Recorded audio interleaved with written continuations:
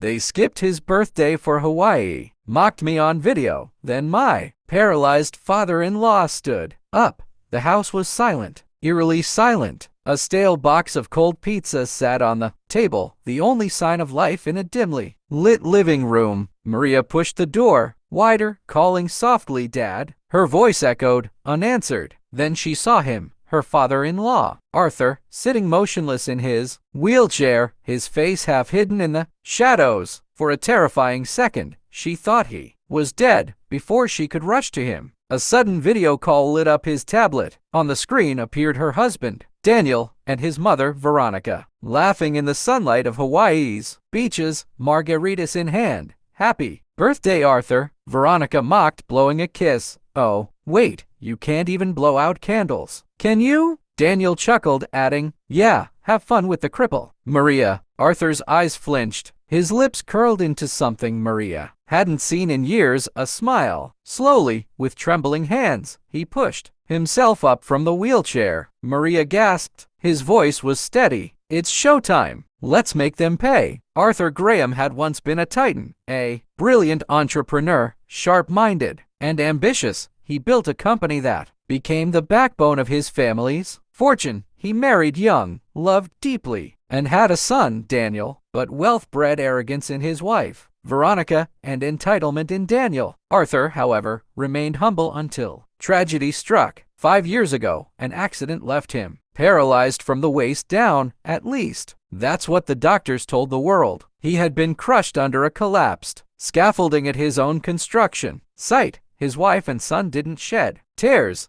They saw opportunity. With Arthur wheelchair-bound, Veronica took control of the company. Daniel became the pampered heir. And slowly, Arthur was pushed to the corner of his own empire. They moved him to the quiet mansion on the outskirts of town. A nurse was hired, but soon fired. The excuses piled up. He's too difficult. He doesn't want help. In truth, they had abandoned him. Only Maria, Daniel's wife, showed kindness. She was from a modest family, not the type Veronica approved of, but Arthur saw in her a glimmer of decency. She visited when she could, bringing warm food, listening to his stories. She saw not but a man, imprisoned in silence. Unbeknownst to all, Arthur had been regaining strength. Hours of secret physiotherapy, sleepless nights forcing his muscles back to life, all hidden from the family that wanted him forgotten. He never showed it until now. Maria dropped her bag on the floor, eyes wide as Arthur straightened his back and pushed himself upright. "Arthur, how? You said—" "I said what they needed to hear," he interrupted, steadying himself with the armrest. His voice was calm, but beneath it brewed a storm. "Do you know what today is, Maria?" "Your birthday," she whispered. "No," Arthur corrected.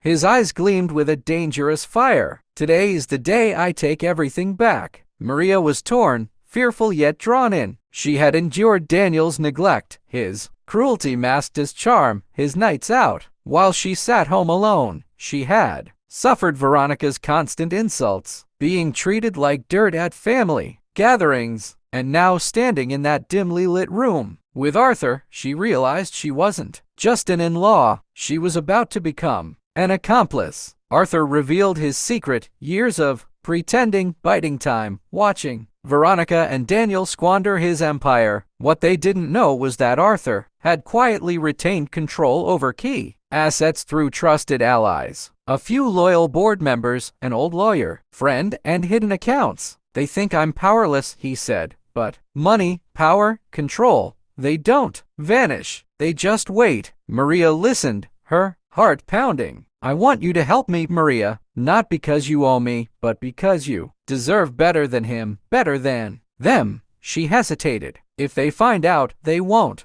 Arthur cut in until it's too late. That night, Arthur stood without his wheelchair for the first time in years. His legs shook, but his will was iron. Maria held him steady, tears welling in her eyes, not from pity, but from awe. Arthur's plan was meticulous. He would not confront them with violence. That was too easy. No, he wanted them to crumble, to feel humiliation, betrayal, and fear. Step 1. Control the company. Arthur still held a 30% share hidden under a foundation's name. Maria, through a series of signatures and silent boardroom moves, orchestrated by Arthur's lawyer, transferred voting power back to him. Step 2. Exposed Daniel's corruption. Arthur had kept files, bank records, proof of embezzlement. Daniel had siphoned millions to fuel his lavish trips, gambling debts, and affairs. Step 3. Strip Veronica of her influence. She had enemies, maids she underpaid, employees she insulted, investors she betrayed. Arthur gathered them one by one, promising justice. But Arthur wanted more than financial ruin. He wanted humiliation. And so he orchestrated the perfect stage: Veronica and Daniel's triumphant return from Hawaii. When Daniel and Veronica returned, the mansion was alive with lights and music. A belated birthday celebration, Maria had told them. Curious, they entered, expecting to see Arthur slumped in his chair. Instead, the sight froze them. Arthur stood tall at the center of the room, dressed sharply in a black suit, a glass of wine in hand. Guests filled the hall, board members, former allies, family, friends. All eyes turned toward the couple. "Welcome home,"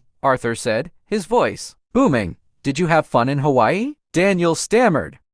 "How are you?" Veronica's face turned pale. "This is impossible."